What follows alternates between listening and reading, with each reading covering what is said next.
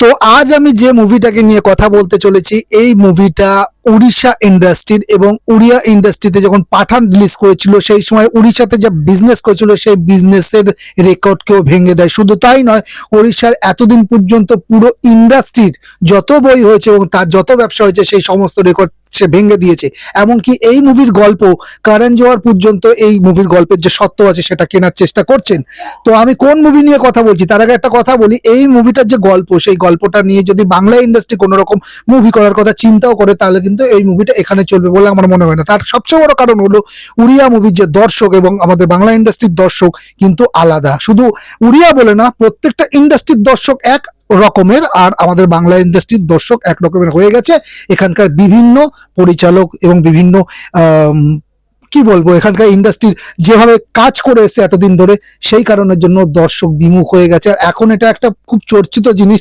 এখন social media খুললে বিভিন্ন পডকাস্টে বসে বিভিন্ন পরিচালক, বিভিন্ন প্রডিউসার বা অ্যাক্টর অ্যাক্ট্রেসরা এই বাংলা ইন্ডাস্ট্রির এই ধসনামা নিয়ে কথা বলতে ব্যস্ত হয়ে পড়েছেন এবং পডকাস্টে যারা মানে বসে প্রশ্ন করছেন তারাও সেই প্রশ্নগুলোই করতে এখন বেশি ইচ্ছুক।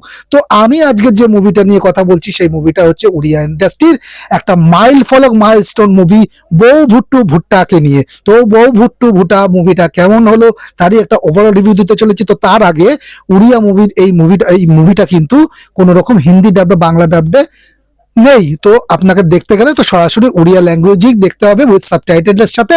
আর এই মুভিটা বাংলা দর্শকদের খুব একটা বুঝতে অসুবিধা হবে না, কারণ উড়িয়া ল্যাঙ্গুয়েজ বাংলা ল্যাঙ্গুয়েজ না মোটামুটি বোঝাই যায়। যেগুলো বুঝতে পারবে না তার জন্য সাবটাইটেল আছে। তো দিস ইজ যিশু আর তোমরা আছো চলো রিভিউ করি চ্যানেলে। তোমাদের সকলকে স্বাগত। যারা এখনো পর্যন্ত আমার চ্যানেলটাকে সাবস্ক্রাইব করোনি প্লিজ তাদের কাছে হাইলি রিকোয়েস্ট থাকবে চ্যানেলটাকে সাবস্ক্রাইব করে পাশে থাকার বেল আইকনটা প্রেস করে নোটিফিকেশনটা অন করে দিতে ভুলো না যাতে করে আমার কোনো রিভিউ তোমাদের মিস না যায়। তো বউ ভুট্টু ভুটা মুভিটা কেমন লাগলো? 2025 সালের এই মুভিটা রেকর্ড ব্রেকিং একটা বিজনেস করেছে এবং আলোচনা বিষয়বস্তু হয়ে গেছে। উড়িয়া মুভি হিসেবে জানো এই কিন্তু এর জনপ্রিয়তা এখন উড়িষ্যার সীমানা ছাড়িয়ে বাংলা হিন্দি দর্শকদের মধ্যে ছড়িয়ে পড়েছে। এমনকি শোনা যাচ্ছে, যেটা বললাম, যে করণ জোহর ধর্মা প্রোডাকশনও সত্য করার চেষ্টা করছে। তো মুভিটা কেমন? বউ ভুট্টু ভুটা ওড়িয়ার ল্যাঙ্গুয়েজে এখন পাওয়া যাচ্ছে, আর মানে ওড়িয়া ল্যাঙ্গুয়েজে হয়েছে আর বাংলা সাবটাইটেল বা ডাবড ভার্সনে পাওয়া যেতে পারে। জনরা হচ্ছে হরর, থ্রিলার, ড্রামা এবং কমেডি। পরিচালক জগদীশ মিশ্র। কাস্টে আছেন বাবুসোনা মহান্তি যে ভুট্টুর চরিত্রে অভিনয় করেছেন, অপরাজিতা মহান্তি যে বউয়ের চরিত্রে অভিনয়, এখানে বউ মানে কিন্তু মা বলা হচ্ছে, আর অর্চিতা সাহু যে রিঙ্কি চরিত্রে অভিনয় করছেন। তো এই মুভির বাজেট কিন্তু 2.5 কোটি থেকে 3 কোটির মতো।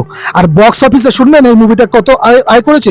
প্রায় 20 কোটির বেশি আয় করে একটা ইতিহাস তৈরি করেছে। তো গল্পটা কেমন? এবার গল্পের বিষয়ে ঢুকছি, স্পয়লার ছাড়া দেবো, চিন্তার কোনো কারণ নেই। গল্পটা গ্রামের এক সাধারণ ছেলে বুট্টুকে নিয়ে যে অনেক বড় স্বপ্ন দেখে এবং গ্রাম ছেড়ে শহরে গিয়ে কাজ করতে চায়।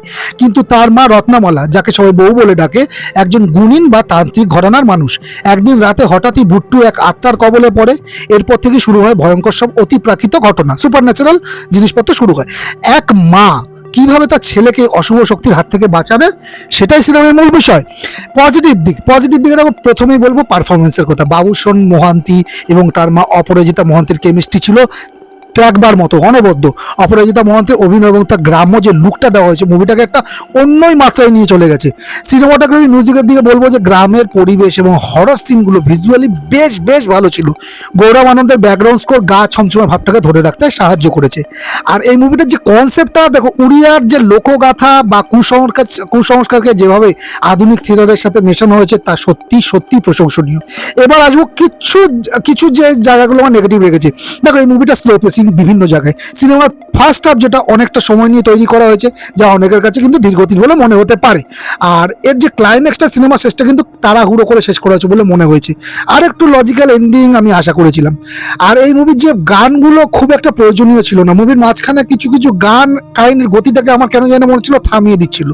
আমি ফাইনাল ভার্ডিক্টে যদি আসি, দেখো আপনি যদি একটু অন্য রকমের হরর ড্রামা পছন্দ করেন এবং বড় পর্দার মাস এন্টারটেইনার খুঁজছেন তবে বউ ভুট্টু ভুটা অবশ্যই দেখতে পারেন। উড়িয়া সিনেমার এই উত্তরণ কিন্তু আমাকে এবং আমার মতো আরো প্রচুর লোককে অবাক করেছে। আমার এই মুভিটাকে রেটিং থাকবে 7.5 আউট অফ 10। মুভিটা কিছু কিছু জায়গায় নেগেটিভ ইস্যু থাকলেও কিন্তু বইটা কিন্তু ওভারঅল ভালো হয়েছে। বাজেট ইস্যু আছে কিছু কিছু জায়গায়। হ্যাঁ, আর একটা কথা বলে দিই, এই ক্লাইম্যাক্সটা যেহেতু আমি বললাম যে লজিক্যাল এন্ডিং আমার আরো একটু বেশি আশা করছিলাম, তাও বলবো এই মুভির যে এন্ডিংটা করা হয়েছে সেটা কিন্তু ওপেন এন্ডেড রাখা হয়েছে, মানে এই মুভির কিন্তু সেকেন্ড পার্ট আসার চান্স আছে এবং খুব সুন্দরভাবে সেকেন্ড পার্টের জন্য একটা কিন্তু খুব ভালো রাস্তা খুলে রাখা হয়েছে। তো এই ছিল আমার বউ ভুট্টু ভুটা বইটাকে নিয়ে আমার ওভারঅল রিভিউ।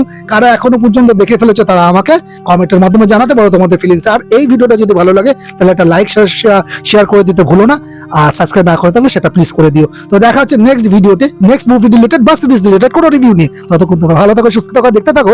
চলো রিভিউ করি।